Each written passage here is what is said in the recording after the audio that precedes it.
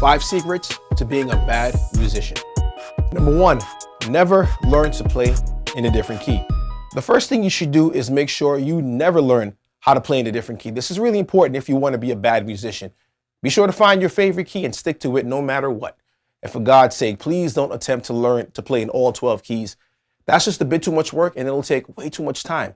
Remember, the transpose button is your best friend and you should never stop using it. Number 2, never take your time to properly learn chords, runs, and riffs. As soon as you learn something new, whether it's a cool riff or a nice chord progression, never take your time to learn the proper execution. Going slowly and then gradually working up to playing speed is for people that actually want to be good. So just don't do it. Number 3, never learn to play scales if you really want to suck at playing keys. Don't ever do this.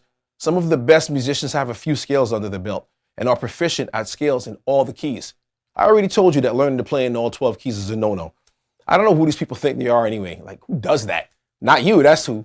Just stick with the major scale and don't make any silly attempts to learn other scales. And I promise you that you will be a master at mediocrity. Number 4, never perform in front of others. Do this if you want to get good and increase your confidence. However, that is not the goal here. What you want to do is avoid ever letting anyone hear you practice. Critique and evaluation are for those people that actually want to grow. You'll want to avoid letting people ever hear you play or practice, because if they do, you might just take their advice to heart and, God forbid, begin to improve. Finally, number 5, never move on once you've learned part of a song. Whenever you start to learn a new song and you get to the part that you haven't learned yet, be sure to keep starting over. This way, you'll never learn the rest of the song and you'll only reinforce what you already know.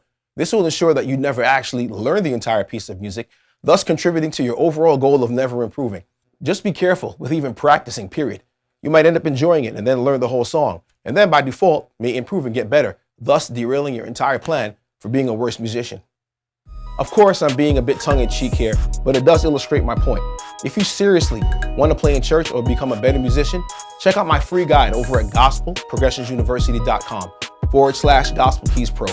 What do pro musicians know that you don't? God bless, and I'll see you in the next video.